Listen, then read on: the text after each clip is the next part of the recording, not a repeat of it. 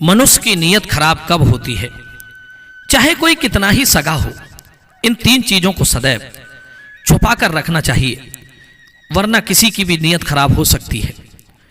दोस्तों, पहले जानते हैं कि मनुष्य की नीयत खराब कब होती है। दर्शक बंधु, ये कहानी आपके लिए बहुत अनमोल सीख देकर जाएगी।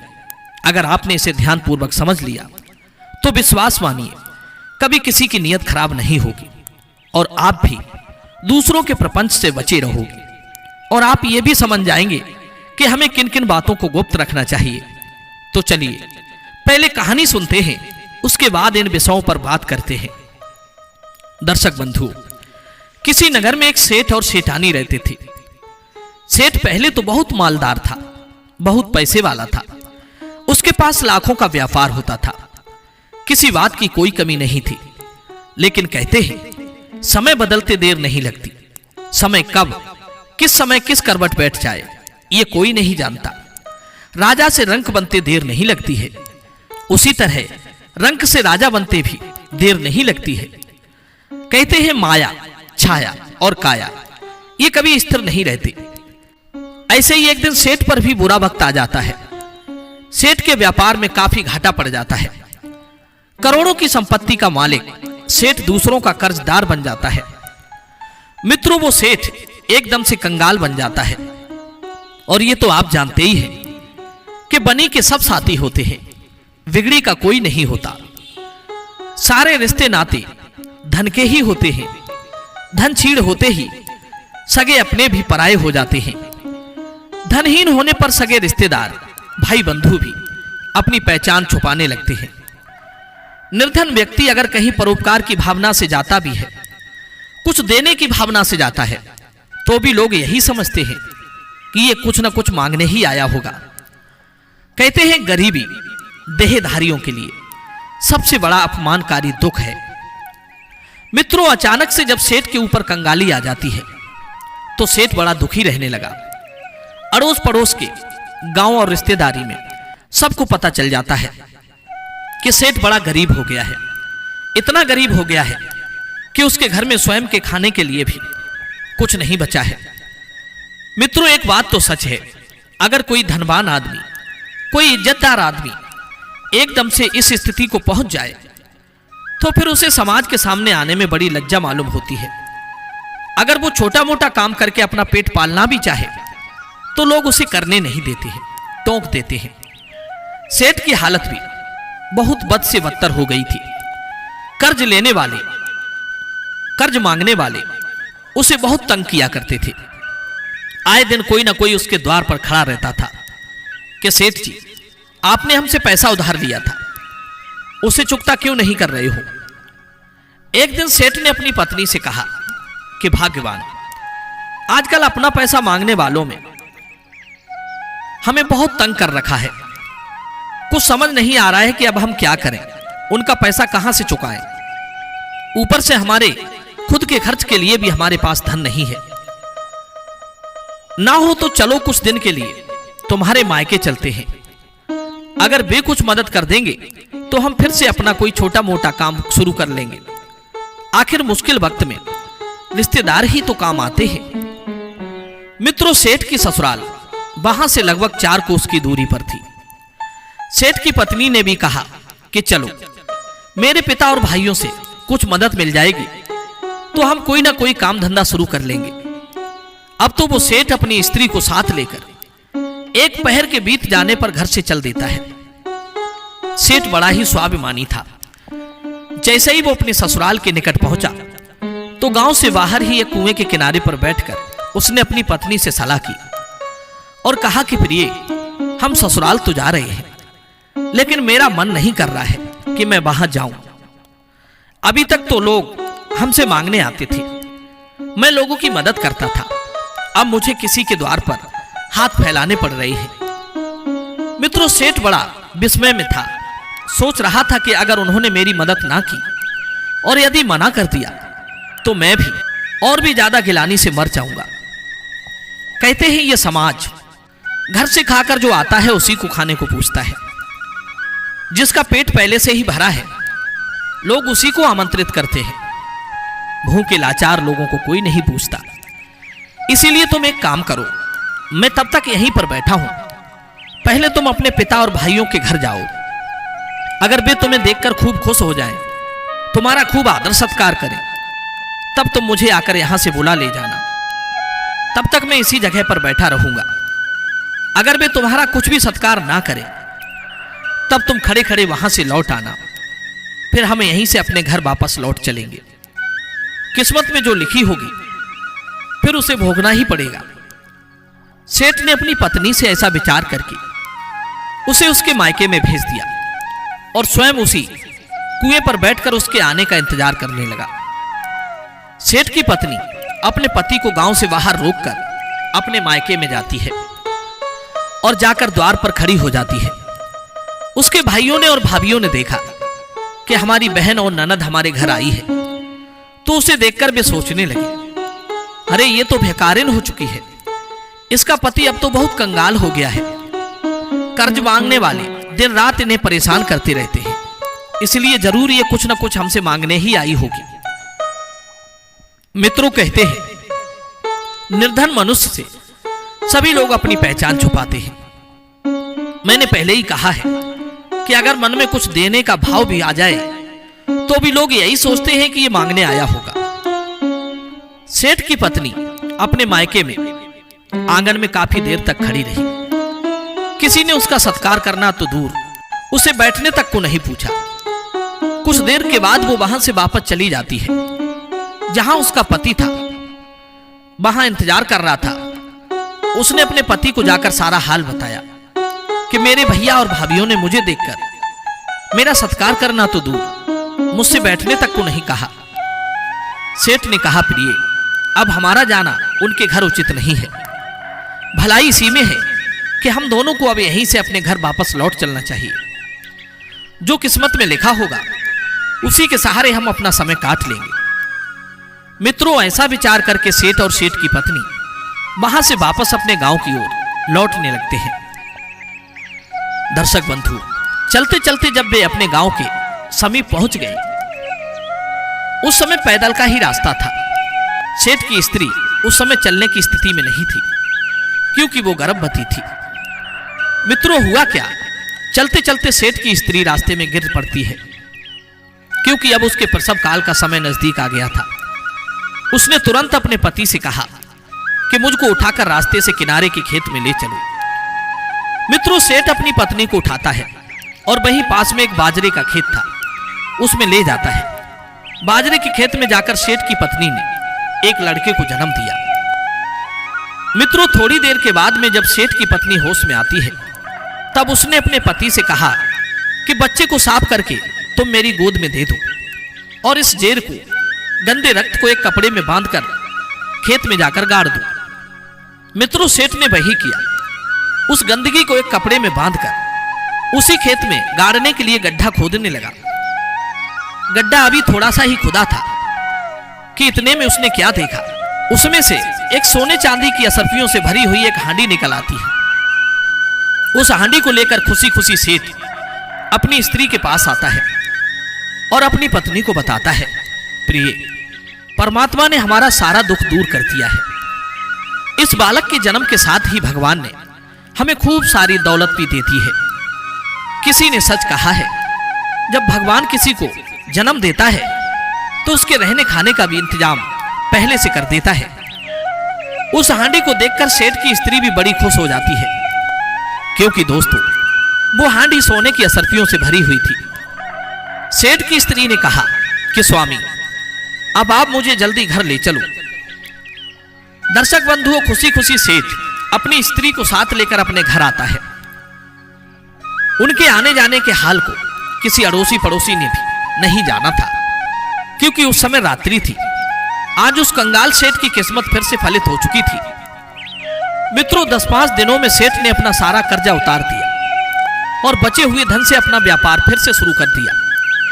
अब तो सेठ की जिंदगी बड़े चैन से बीतने लगी। एकदम से कंगाल सेठ फिर से इतना बड़ा धनवान बन गया, ये बात उसके अड़ोसियों पड़ोसियों के गले नहीं उतर रही थी। सोचने लगे, कल तक तो इसके घर में खाने तक को नहीं था, कर्ज मांगने वाले इसके द्वार पर खड़े रहते थे। अचानक से ये सेठ इसे ऐसा कौन सा गड़ा धन मिल गया है जो सेठ फिर से इतना अमीर बन गया। दोस्तों, किसी ने सच कहा है, दुनिया में कुछ लोग दूसरे की तरक्की से, दूसरों के सुख चैन से बहुत जलते हैं। इतना तो वे अपने दुख से भी दुखी नहीं रहते। मित्रों, ये पहला दुख है जो आदमी किसी के दुख ना देने पर भी दुखी रहता है, ईर्ष्या।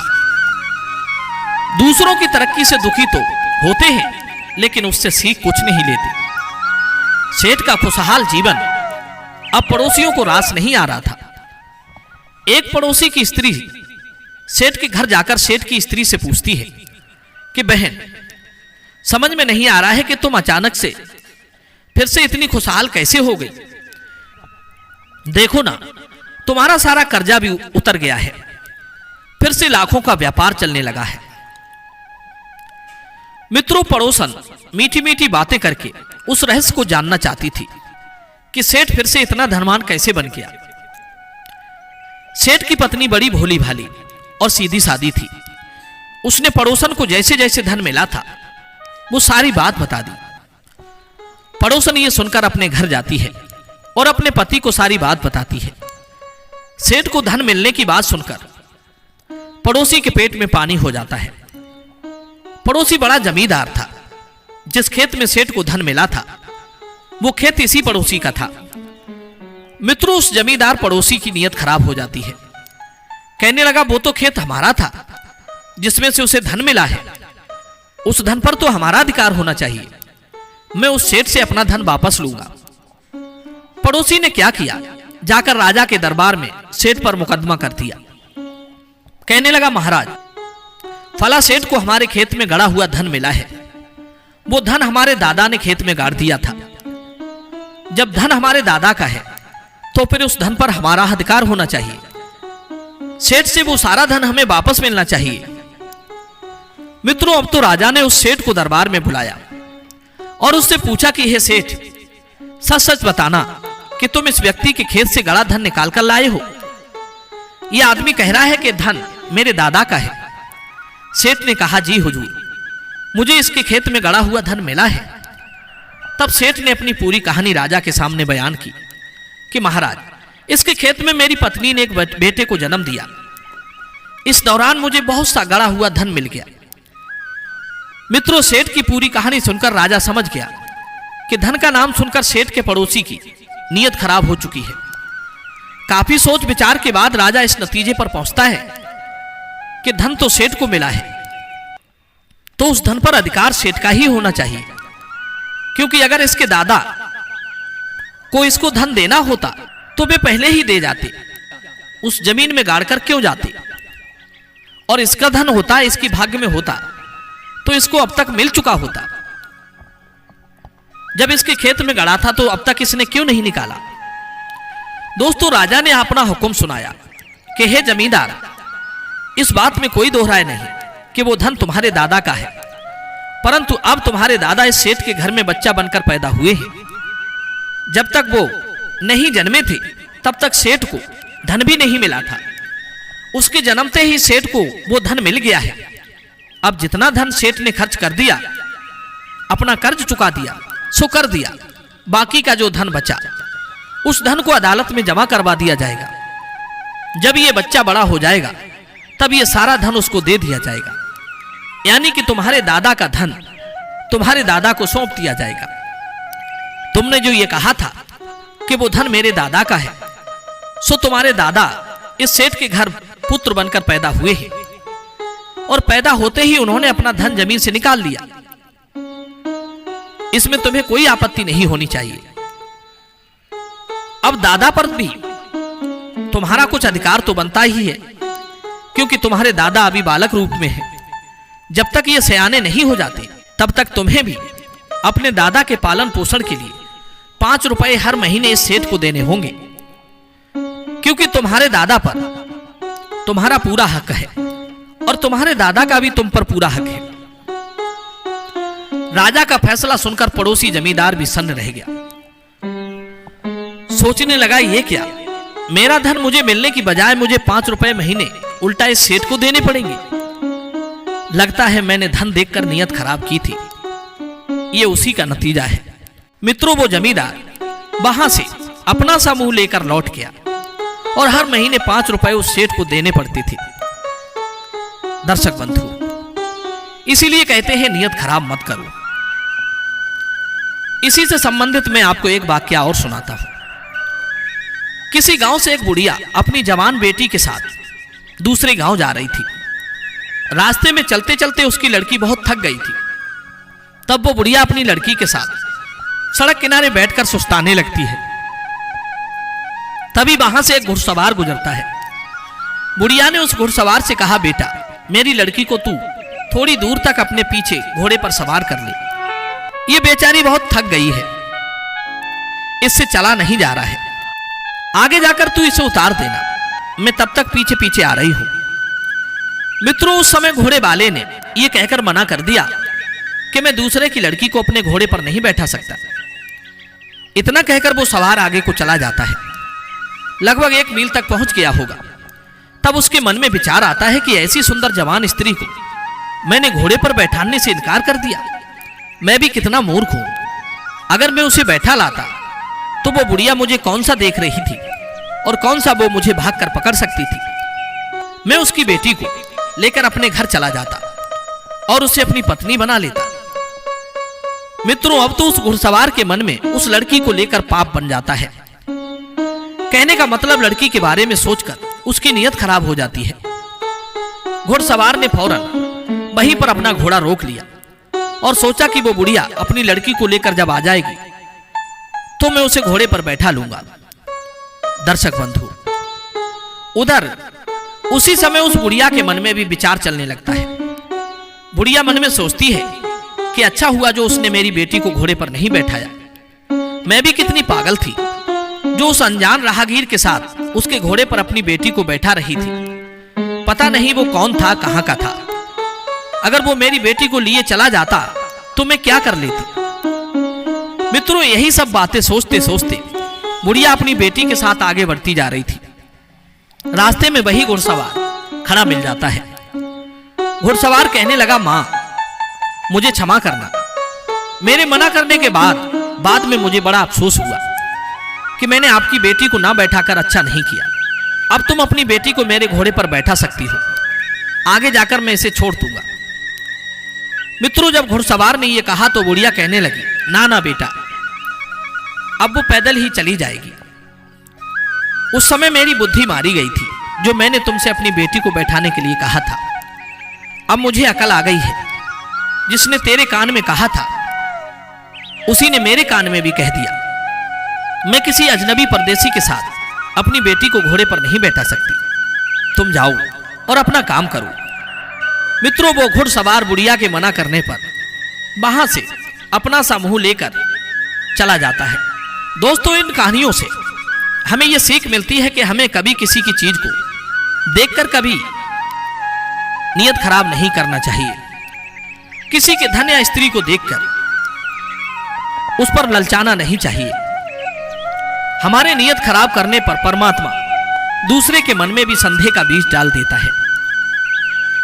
दूसरी सीखने वाली बात यह है कि हमें कभी भी, चाहे कोई कितना ही प्यारा हो, चाहे कोई कितना ही सगा हो, उसके सामने अपने धन, अपनी तरक्की और अपने काम करने के तरीके के बारे में कभी बात नहीं करना चाहिए। वरना कब किसकी नीयत खराब हो जाए कोई नहीं जानता। अक्सर लोगों की नीयत इन 3 चीजों को देखकर ही खराब होती है। नंबर 1 धन, नंबर 2 स्त्री और नंबर 3 तरक्की।